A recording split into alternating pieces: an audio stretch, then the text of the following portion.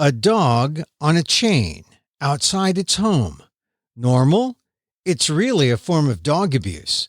A new documentary exposes how it's reached a crisis point in some areas and how new laws are spreading around the country to unchain America's dogs.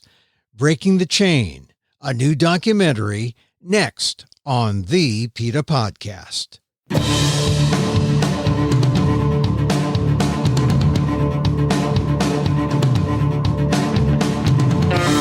Welcome to the PETA Podcast. I'm Emil Guillermo, your host for this behind-the-scenes look at PETA, the largest animal rights organization in the world. On today's episode, Breaking the Chain. It's a new documentary, executive produced by Anjelica Huston, and you can find it on iTunes, Amazon, Apple TV, Google Play, Vudu, and Vimeo on demand. Or it's on the website link in our show notes. The documentary exposes the abuse that's often found right under our noses in our neighborhoods and communities. The dog outside on a chain. PETA's Community Animal Project is a unique PETA-run shelter that sends out field workers 24/7 to care for the animals in distress in the area around its Norfolk headquarters. And when they found an inordinate number of chained dogs, they realized that this was a problem. By going to local and state government leaders, anti-tethering laws have been passed, and they should be a model for activists to fight the abuse of chained dogs everywhere. PETA Sr.VP of Cruelty Investigations, Daphna Nachminovitch, runs the Community Animal Project, and she played a major role in the documentary as we see just how bad the chained dog situation can get. My conversation with Daphna on the new documentary, Breaking the Chain, on the PETA Podcast. Daphna. Yes. So good to see you. Good to see you too. And hear you. Boy, I saw the film last night, the documentary, and and you are in it very prominently as kind of the main narrator, essentially. You really are the thrust of the narrative flow. How did it feel to see? I mean, I know what it takes to film these things. I'm a TV reporter. I've done some documentaries. I know what it takes to go through the whole process. When you see it all, how gratified were you to see it finally? Well, I'll be gratified, I guess, if that's the right word, when other people see it. It's very close to my heart. The issues are very close to my heart. And I thought that the director did a really beautiful job of stringing the issues together in a way that told the story of these animals as well as individual animals within the bigger picture. So, it certainly is a bit strange to watch a film about your life's work. But I'm glad that we have it, and I hope people watch it. That's my biggest hope is just that not only they watch it, but they learn from it and they take action as a result for the animals who are out there. Because while the film focuses on some of the regions that we serve and the animals we see, we know that these animals are out there, whether it's Virginia, North Carolina, Idaho, Colorado, California, they are everywhere. So you just have to open your eyes and find them. Yeah. We have talked about the CAP program, the Community Animal Project, which is one of the things you head up there at PETA. We've talked about it before. And I remember when you first mentioned how when you go out to the community, there are dogs in chains. And that was really the first time I really heard about it being a thing. I mean, that people do these things with their dogs. They attach them to chains, not just in the country, in the city. I know someone who I brought my car to get fixed, and he had a dog running around in his little lot. I mean, people with they have dogs in their chained to their backyard. So it's definitely something that happens. But it really becomes almost kind of like a negative lifestyle in rural areas. I mean, and that's what shocked me when I saw the film, that Breaking the Chain is really a kind of legacy of canine life.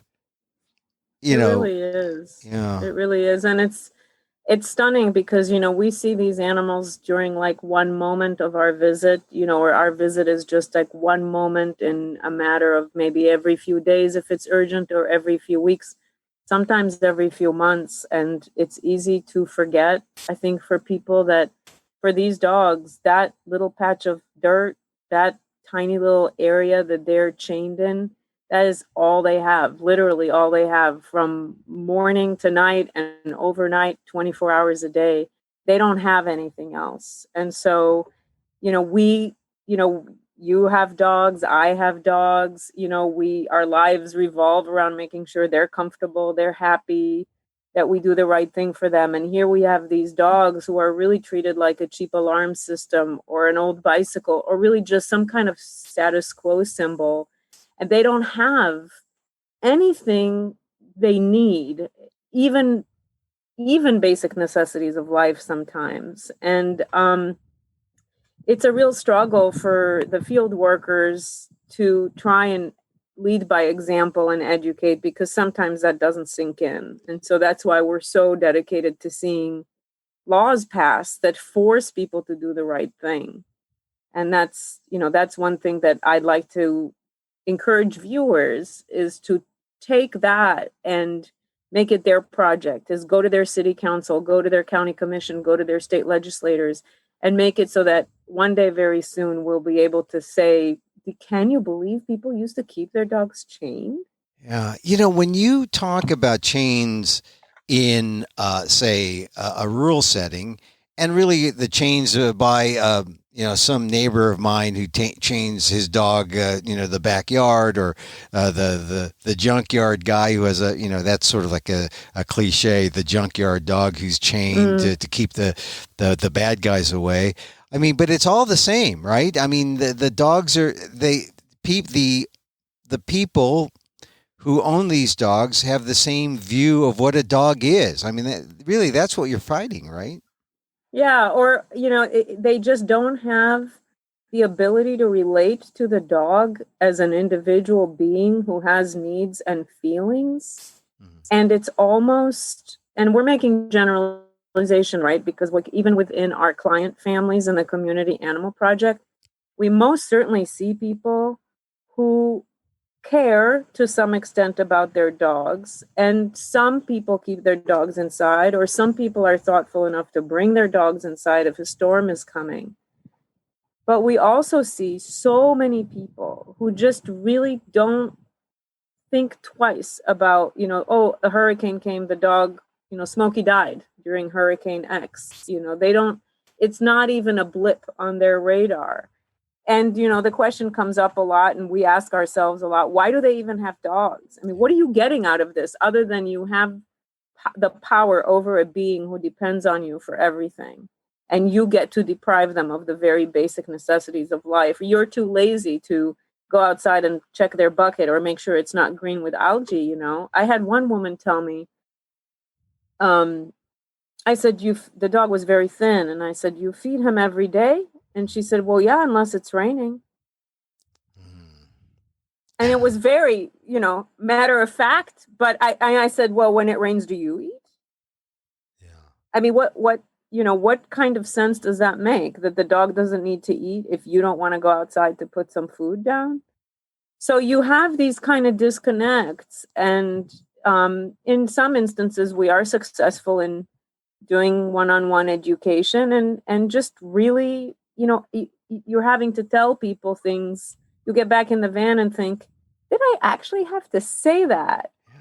I cannot believe I had to actually say that to this person, and it can go from anywhere, like they need to eat at least twice a day, to, this dog is very friendly. I mean, you have sometimes people who keep dogs for other people. I've had family members, oh, that's my nephew's dog, my grandson's dog, and the dog is chained in the backyard of the backyard of the backyard, and barely anybody, and I had to say to the woman, look how this dog is desperate to be loved. You don't have to be afraid. She was afraid of the dog. You don't have to be afraid. He loves you. He wants you to love him back. You have to kind of break down these concepts very simply. And it's, it's a world. I mean, I think you can see from the film, it's a different world. It's not the world I inhabit, right? I mean, it is Yeah. and it isn't. I mean, psychologically speaking, you look at that and go, how could you do that to another being? You know, it's just so wrong. But then we also meet, you know, the clients who appreciate what we do for their dogs and for them so much, and maybe sometimes they learn something. We've had heart-to-heart conversations. I've had heart-to-heart conversations with people where I get them to understand this dog needs more, and the right thing to do would be to part with them, and they make that decision. So it's, you know, Yeah, it's from A to Z, like anything else. right. You get the whole spectrum, and You basically, get the whole spectrum. yeah, and basically, it is this education.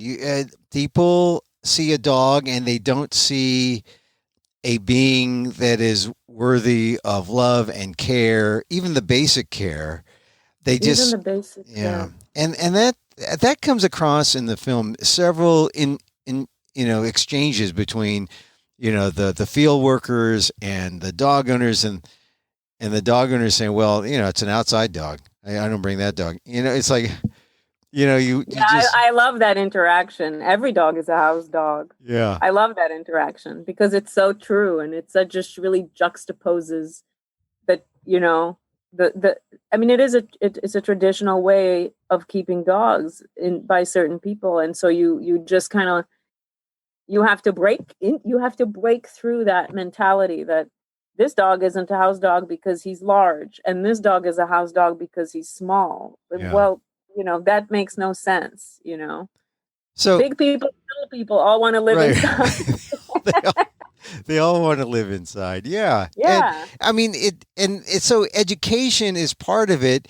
And you see that in the film. And that's a large part of the idea of breaking the chain. Maybe we can break the chain if people understand that these are companion animals with real needs.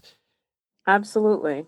Absolutely. And hope springs eternal. Oh, yeah. I mean, hope springs eternal. And I think, we do, from both sides, we tackle this issue from both sides. One is dealing with people one by one, with their dogs one by one, responding to the call after hours if the dog is in need, being there for people if the dog gets hit by a car or gets sick, but also really working with public officials to educate them. And many of them have chained dogs in some of these areas. So you're really up against an uphill battle, but really trying to tackle this issue from the other end, where you just make it illegal for people to keep their dogs chained. So in one of our service areas, one of the counties in North Carolina that we visit every single day, we have managed to get chaining banned.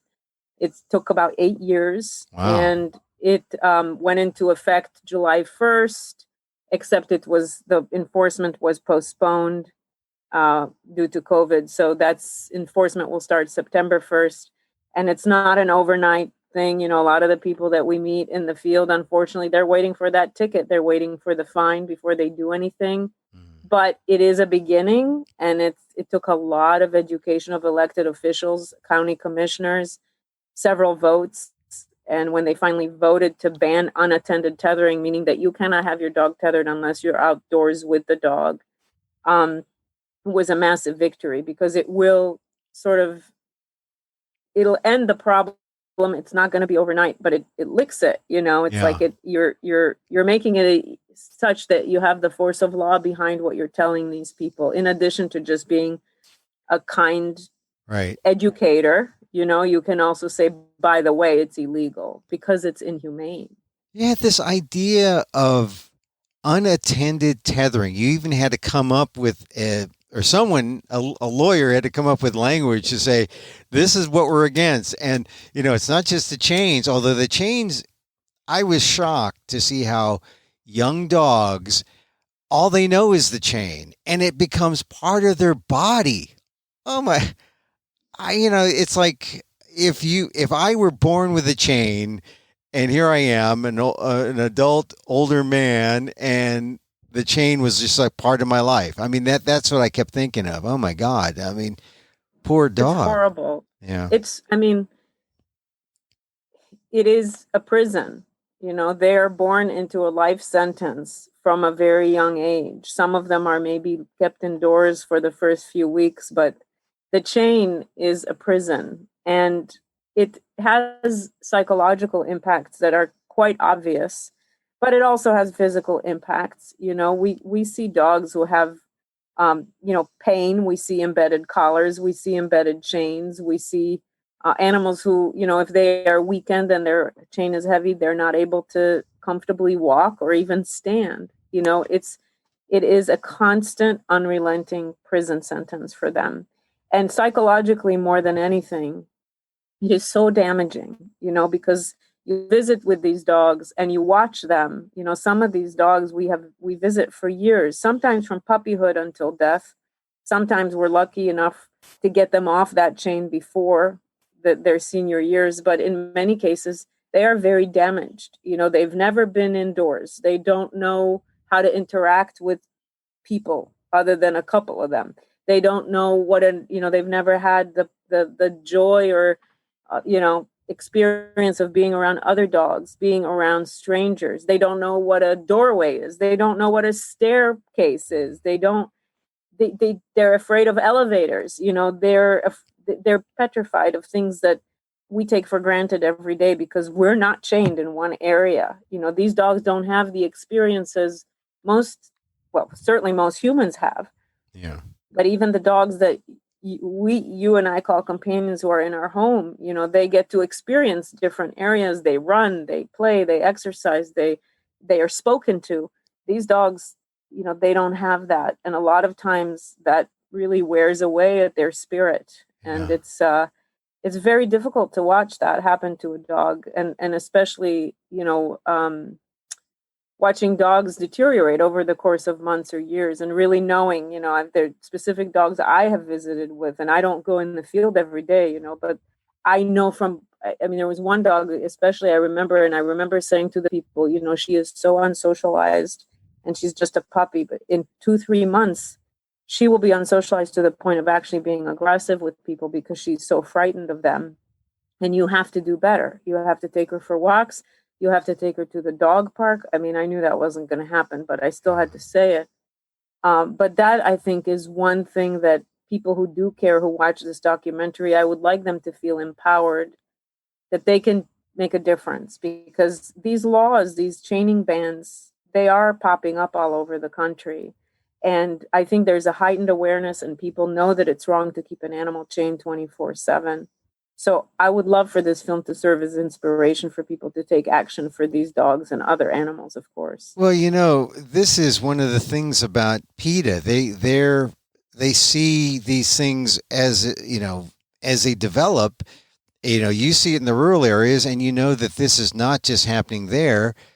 And you're making it a thing with this documentary that people now need to see it as the debilitating, heartbreaking, inhumane thing that it is. And I know that when I saw, like I said, a neighbor who had a dog chained up, or a business owner in a junkyard had a dog, I don't think anything of it like, oh, well, that's what they do. It's not my dog. It's their dog. That's their choice. But it really is an inhumane act, and people should say something about it. And if they see something. Absolutely. It's abusive. It's an abusive act to keep an animal tethered 24/7. We're not talking about the people who let their dogs go potty outside for 5 minutes. We're talking about dogs who are kept for no other reason other than they bark if somebody approaches, or because people think that it's, quote unquote badass to have a few pit bulls chained in the yard, and they breed and sell them. There's no law against that, and they breed and sell them for a few bucks. And if puppies die here and there, that's just the cost of doing business. And they don't, they don't think twice about it. We've shown up at addresses where it was very cold, and somebody said to me she had puppies and they all froze to death. And it wasn't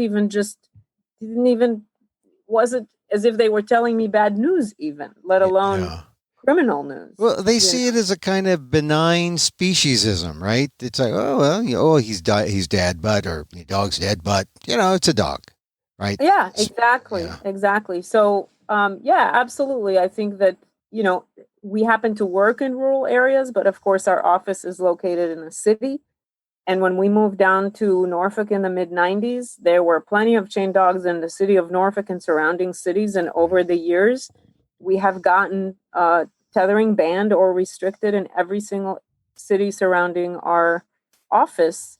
And that has made a tremendous difference in the amount of calls we get for help, the amount of complaints we get about neglected dogs.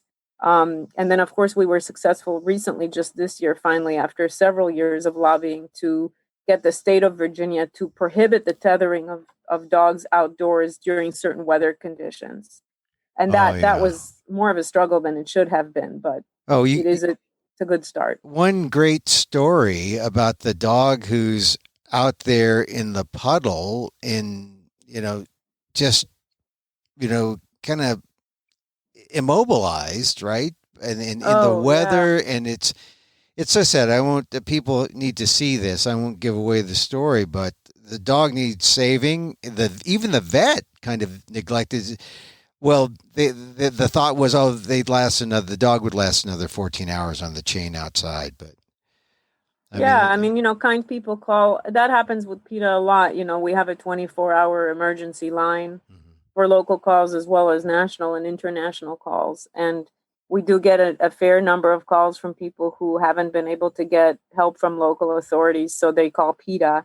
And I'm very thankful that, you'll see some of the animals in the film that got help thanks to that after hours line, is that, we'll go out at 11 o'clock at night while animal control will not. Yeah. Or most animal control will not, we even though we push them. So, I think that really goes to show that anybody can make a difference, even just by making a phone call and not being silent about something they see that they know is wrong, but maybe they don't want to get involved, or they don't want to get someone in trouble, or something silly like that. Is like, when you go down that street, look to the left and look to the right, because there may be an animal you're going to make a difference for. Well, I'm just surprised that, all right, I watched the documentary. I've talked to you about chained dogs a number of times, but it really hits you when you see the pictures of the dogs and how they're affected psychologically, physically. There's one dog who actually dies,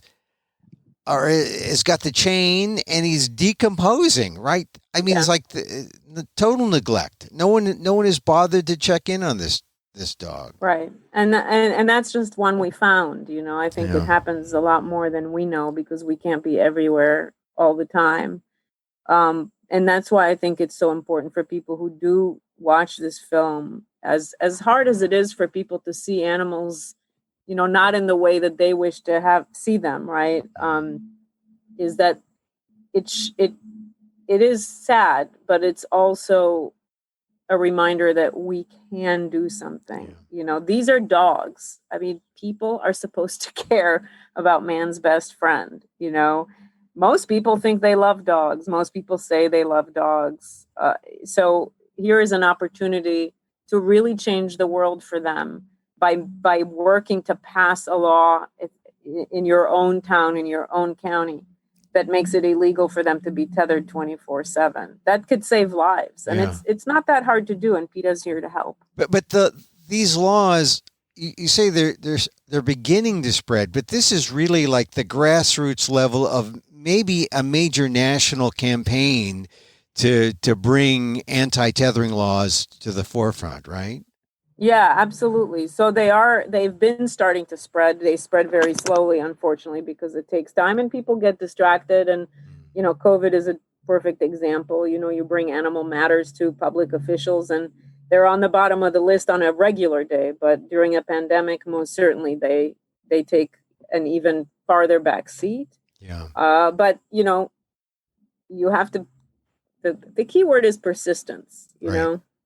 I mean, like I said, when I first talked to you about this years ago, and I asked, well, what's this documentary about? And when I heard the title, I said, oh, well, I know.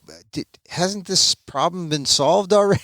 You think that you're right. Persistence to make this spread throughout the country, and just like our other campaigns. Yeah. Well, we have to persistently educate. Yeah, it goes hand in hand with the with the activism. You educate and then bring about a change in the law. Tell me, there's some things that though people might think when they watch this movie, this documentary, they might say, well, why doesn't PETA just take the dogs? I mean, instead of breaking the chain and doing this whole bit about laws, why don't you just take the dogs, or why don't you buy the dogs? But offer an enticement to put the dog up for adoption. Sure. And then No, it's a very valid question. I wish we could just take the dogs. Yeah. That's not an option because it's illegal to do that. And if we commit a crime, we won't be able to help any dogs. We have also found that we get a lot of the dogs by building relationships with their people. And sometimes we will get calls from those people who feel they have no one else to call if the dog is sick or gets hit by a car, or maybe they're moving. And so there is real value in those community relationships. You can offer to, you can't, if you buy some, the dog will just get replaced. Right. I mean, there's no shortage of dogs out there, and it's a real tragedy, but I wish we could do all of those things. But we just have to work within a certain framework that allows us to continue having a relationship, operate legally, and do the right thing and get other people to do the right thing because it's the right thing. Yeah, and also with this relationship comes the CAP program, the Community Animal Project's spaying and neutering. So you take care of that problem. You encourage people to do standard, routine vet care, so that if economics are an issue, you need to take care of that problem. And then the relationship comes, and the education comes, and then the light bulb goes off, and they say, we don't care about this dog. Let's let PETA adopt it, or let's let PETA put it up for adoption. Yeah. I think that, like I said, there are dogs we visit for many years. Just as a quick example, there was a dog that we currently have now. She's actually been adopted by the field worker who never gave up on her, and her name is Mingo, and we started visiting her in 2013. And she probably was being kept in those conditions before we found her, but she was in a very small pen prison type of thing, very, very small, with just no room to do anything in. She's a golden retriever chow mix. And, this is a dog that every single visit, and there were dozens, if not hundreds of visits, we asked the man if we could have her, and he was so stubborn. And this dog was tucked behind the swing set. You couldn't see her from the house. I mean, there was no reason for this man to have this dog. Right. None. And so finally, a few months ago, her health began to decline, and there was a heart-to-heart that finally, I think we also wore him down, which is fine. And so finally we got Mingo, and she does have some very, very serious senior, age-related health issues, and probably her days are numbered, but she's on medication, and she is enjoying, things she never knew, walks, playing with another dog, snuggling on a couch. And it makes your heart sing to see this dog who had nothing. Nothing. She had absolutely nothing. No joy, no respect, no love, no exercise, often no water even. And now she has, everything she could possibly want, and the freedom to act like a dog. And you can see the difference. Yeah. Well, the idea of the chain being a prison, that's a powerful symbol.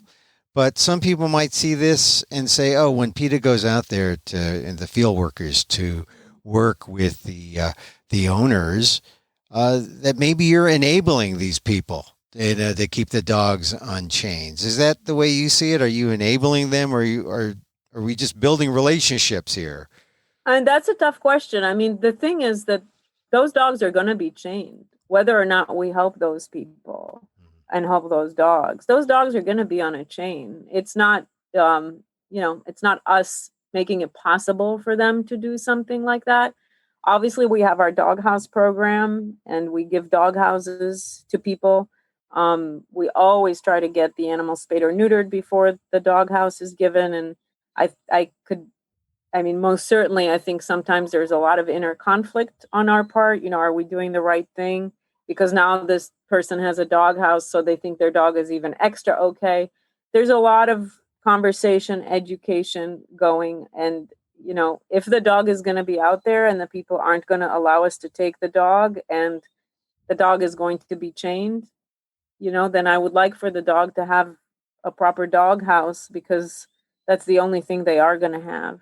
Yeah. So it's a tough issue, but it's a stepping stone. Every visit is a stepping stone. The ultimate goal is always to get them off the chain. Yeah. But it means that the field workers and you have to be working constantly and keeping tabs on all the dogs. You kind of know where they are. I guess you have a database where you know where where dogs are, and you know where new ones crop up. But another issue comes up that, well, maybe asking these people to deal with dogs if they live in a rural area, are you asking them to really deal with the dog in a kind of suburban middle class way? Or so it brings up issues of race and class, and maybe people just can't afford to deal with dogs in the way that they might be able to if they had more money, or if culturally this was within they might say, this is how we always treat dogs, which is, I guess, part of the reason why you need to break the chain so that people treat the dogs better. But how do you deal with that idea that maybe there might be, maybe PETA might be a bit discriminatory in trying to tell people break the chain? Well, listen, it's free to keep your dog inside. Yeah. We deal with a lot of people in underserved areas, people who are dirt poor, but they love their dogs, and their dogs are inside, and they call us for help with vet care, and we help them. And that dog goes back to a loving home, and they know that we are a resource. The issue of chaining, I don't see that. To me, I worked in the General Assembly to try and see this Virginia law pass, and there was a legislator who stood up and said, this law targets poor people. And I was quite insulted that the implication was poor people don't let their dogs inside, or poor people have to chain their dogs. That's just not true. There is a sort of emotional barrier. There are people we visit, of various economic backgrounds and various cultural backgrounds who keep their dogs chained. It's all wrong. It's not just wrong if one person does it. The concept of keeping an animal chained outdoors is wrong, and we have to change it. It doesn't really matter who is doing it. What matters is that it can change, and it's free to love your dog. It's free to let your dog come inside, and animals are a commitment. So whether or not the dog lives inside, whether or not you live in Chicago, whether you live in rural North Carolina, if you commit to taking care of an animal, just as if you choose to have children, you should be in a position, you should be equipped to provide care for them. And that's what the law requires. The law requires you to feed, water, shelter, and provide vet care for your animal. And if you can't afford to do that, which unfortunately a lot of people can't, the thought is that you should be able to vet your animal if the animal gets hit by a car. That's not a difficult concept to grasp. So there are resources like PETA and others that help people provide when they cannot, because we all have expenses that were unforeseen. But I think the issue of poverty, it really comes into play, not so much with the attitude. That's a different thing, I think that there are many people who are very kind that we deal with, who understand, who listen, who grasp and absorb what we're saying about the fact that their dog is lonely, or their dog is really hot, or their dog, doesn't, the fight or flight situation that's created when they're at the end of a chain. So I think that if people see it that way, they really haven't been in the field, know. It's a whole different ballgame when you're there face to face, because we do actually create, I'm saying relationships, but in many situations it's friendships. Yeah. Yeah. And that's where that's where you build the empathy bridge from, person to person, person to dog. And suddenly the dog is not a pet. The dog is a companion animal. And then now you're talking on an empathy scale or on a love scale or a humane scale. And you're not talking about, us and them, us being the humans, them being the dog. Because when you talk about breaking the chain, basically you're talking about, should you have a dog in the first place, right? In many situations, absolutely. And I can tell you that the field workers, and I feel this way very much when I go in the field, we have, for many of the clients and the families, we have a lot of love and compassion for the people too. Yeah. And we see a lot of, a lot of just sad situations and people living in conditions that, nobody should live in. No water, no electricity, no ability to, and it's very sad. But I mean, we are very proud and honored to be a resource to communities like that. And I know that we are appreciated by the people we help. Well, Breaking the Chain is a documentary that I think should make this issue of anti-tethering. It should become nationwide. Once you see this, you understand it's not just tying up your dog to the doghouse in the backyard or to protecting your property. It really is an abusive thing. And I think you're going to change some minds there. And I hope so. And I think that's a good thing about the laws and going to the legislatures to try to change the laws so that people see that there's a responsibility to own a dog. Just like, you register your car, there's a responsibility to be a car owner.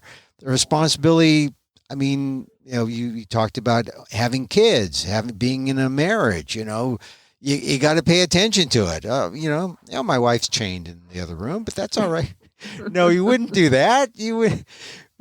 So this is a real. It's a mind shift, really, that you're looking. And I think people will get it through this documentary. I hope so. And but all right. So you do that in this documentary. You show the CAP program, the Community Animal Project, but then there's this part where you talk about no-kill shelters. And I think that's important too, because once owners say, okay, I'll give this dog up for adoption, or once you find dogs through the CAP program, you do work with shelters. And yes, there are shelters that do the right thing, and there's shelters that say, we're no-kill. Yeah. And they probably are full, and they probably can't work with you, right? Most of the time. We have some very valuable local shelter partners that we collaborate with. And so when PETA takes in an animal whose temperament is, adoption friendly and who has even some medical issues, very often we will transfer them to an adoption partner, and then PETA subsidizes their medical care. But we also take in a lot of animals who are just not viable candidates for adoption for whatever reason. Perhaps they're, many of the animals we take in and euthanize are really taken in for the purpose of euthanasia because they are on death's door, they are suffering, they are at the end of their lives. And in fact, part of the way that we help our community is that we offer a free service for people who cannot afford to have their animals suffering ended at a vet clinic. It's quite expensive. At the moment, people are not being allowed to stay with their animals because of COVID. So we are there as a resource, and a very significant percentage of the animals that we euthanize are euthanized for humane reasons. But there are, I should say, because they're at the end of their lives or they're suffering of old age-related reasons. And then there are animals, of course, we see feral cats who have lost their ears or their eyes, who are dying of infection, who are very sick with leukemia or FIV, who cannot be adopted. And we don't favor, quote unquote, releasing domesticated animals into the wild where they will die. They will still die. They will just die badly. So we do euthanize animals at our shelter. It's a service, and every decision is weighed very heavily. And there is, of course, the issue nationwide of so-called no-kill, which I think is very confusing to the average person because it all sounds so good. But realistically, no-kill policies really just mean that, animals are prevented from coming into the shelter by a variety of different policies, like high intake fees, appointment lists, these sort of delay and diversion tactics that shelters are doing because they're under pressure to have higher so-called save rates. And what happens is that the animals are then abandoned or killed or just given away indiscriminately to people who don't take care of them. They're given away for free to good home ads on Craigslist and other means, where we then see that they are acquired by cruel people who do horrible things to them. So we are very firm believers in open door policies, and certainly favor shelters that accept all comers, even if it means that for some of those animals, euthanasia is the most compassionate outcome. There's just a nationwide movement to pressure animal shelters to reduce euthanasia rates. And so what we're seeing is that the focus on statistics is taking away protection for animals and causing them to suffer, because people are focusing on the way statistics look on a piece of paper without considering that every single number in that report is an individual animal. Yeah. And so we're seeing animals bounced around, aggressive animals adopted and harming people or killing other animals. And shelters are just shying away from making those tough decisions, which are very tough. I mean, I've been in this field since 1993, and it's very difficult to make a euthanasia decision. But for some animals, that is the most appropriate and humane thing. And PETA will never turn its back on animals. So our shelter is 24/7, open door, no admission fees, no appointment systems. We put no barriers to surrender. If somebody's interested in keeping their animal but just needs some help, we will help them. But if they're done, or they don't want that animal, or that animal, lives at the end of a chain, we will absolutely not refuse entry to anybody in need. Well, ever. I mentioned the euthanasia issue because I know that PETA constantly gets trolled for, you kill animals, PETA kills animals. And, they don't get the full story. And of course, it's usually connected with, well, there's no kill shelters and they're better because they don't kill the animals and you guys kill the animals. But I think in a very succinct way, the film brings up, this idea. You start off talking about the chain dogs, and then once you get the dogs, what do you do with them? And then ultimately, sometimes it leads to the euthanasia question. And I think you've responded to it here. But once again, for people who still say, "Whoa, PETA kills animals," how do you respond? We're not breeding the animals and putting them in harm's way. We're trying to fix a problem. And the way that we do that is through prevention. That's why we have 3 spay-neuter clinics that go out into impoverished communities. We've spayed or neutered more than 182,000 animals since 2001. We're firm believers in prevention, but we're never going to shy away from doing the right thing because people will make noise about it. It's just like when we speak about, veganism, and what happens to animals on factory farms, what happens to animals in laboratories. And sometimes we just have to tell people things, tell it like it is. And the euthanasia issue is very tough, but it's the toughest on the people who perform it. Most of the people that we see sort of leading this, push for no-kill policies are realtors, people who have nothing to do, have never had any professional relationship with a shelter. It's too sad for them to walk into a shelter. They just read a book, and think they know everything. And the reality is they don't know, they have no idea what it's like to run a shelter, work in a shelter, and deal with animals who are suffering psychologically and or physically. And sometimes you have to do what's right for that animal, even if it damages you. I mean, I think a lot of the push for no-kill policies is people wanting to feel good about themselves and having to do nothing with what the animal needs. So when it comes to the euthanasia question, it sounds like when PETA is making the decision, or when PETA is the Community Animal Project Shelter, when the question comes up, it's always the animal first. Always. There are no exceptions to that rule, ever. That's why I work at PETA. And how long have you been working there, Daphna? It'll actually be 23 years on September 7th or 8th. Well, congratulations for that. And Thanks. And so tell me with this film again, because like I said, the euthanasia thing and the no-kill shelter idea comes up a little toward the end, but it's part of the whole thing about trying to put the animals first. And it begins at the beginning of this documentary, Breaking the Chain, What Could Be Done.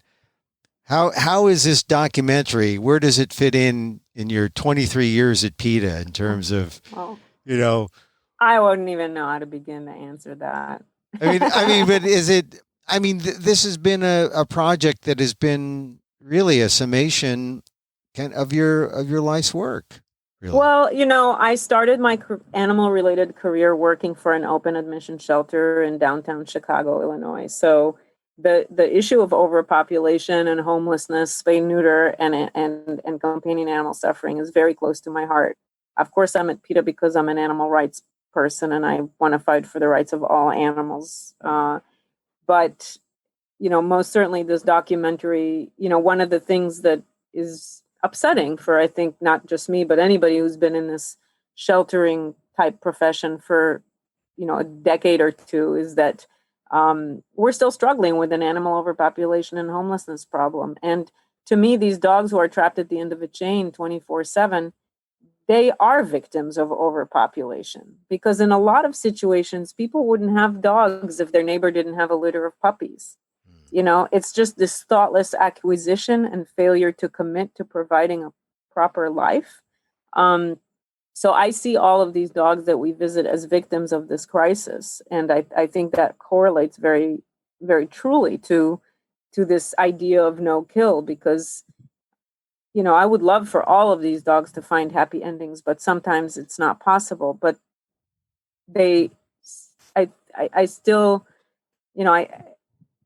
what they have is not a life. What they have at the end of a chain, during storms and hurricanes and snowfall and the stifling heat of summer, with no opportunity to do anything natural to them, that's not life. That's a very slow death.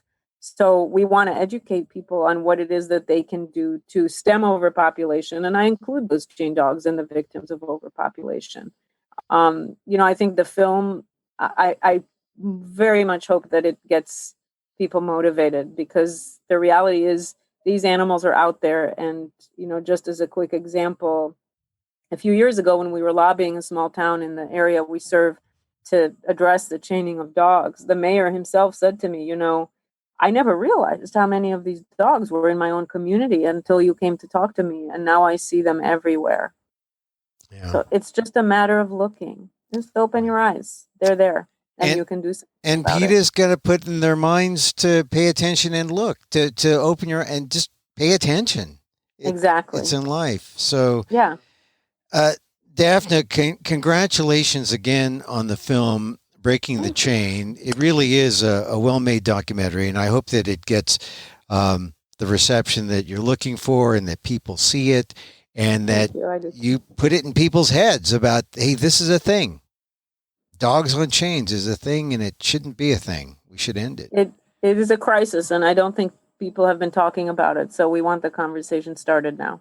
Well, we have started a conversation on the PETA Podcast. Daphna Nachminovitch, thank you. The head of the CAP program. It's good to talk to you and good to see you. Same here. And really good luck on the film, Breaking the Chain. Thank you, Emil.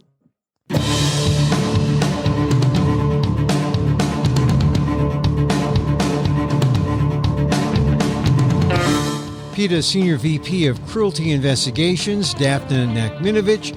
She runs the Community Animal Project, and she's featured, the whole CAP program featured in the documentary, the new documentary, where we see just how bad the chain dog situation is around Norfolk, Virginia, and around North Carolina there, and really all across the country.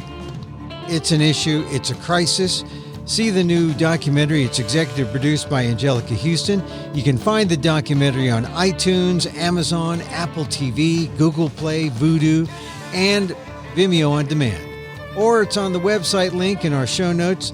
Check it out. It's already an official selection in the American Documentary and Animation Film Festival and the Richmond International Film Festival. Once again, check it out on iTunes, Amazon, Apple TV, Google Play, Vudu, and Vimeo on demand. It's a new documentary, Breaking the Chain.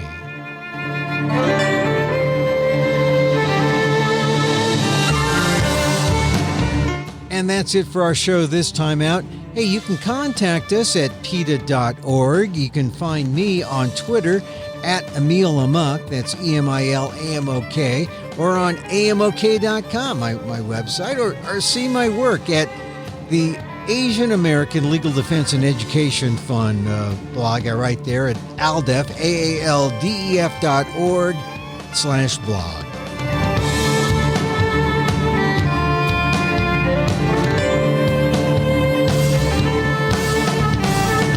Once again, thank you for listening. Check out all our episodes on Apple Podcasts, where you can rate and review the show. It helps get the word out about the issues you care about. And don't forget, you can help the animals and PETA, especially if you have Amazon's Alexa. Just say, Alexa, donate to PETA. Our music provided by Carbonworks. Check them out on YouTube. Join us again next time for more insights into animal rights and the fight for a cruelty-free world on the PETA Podcast. I'm Emil Guillermo.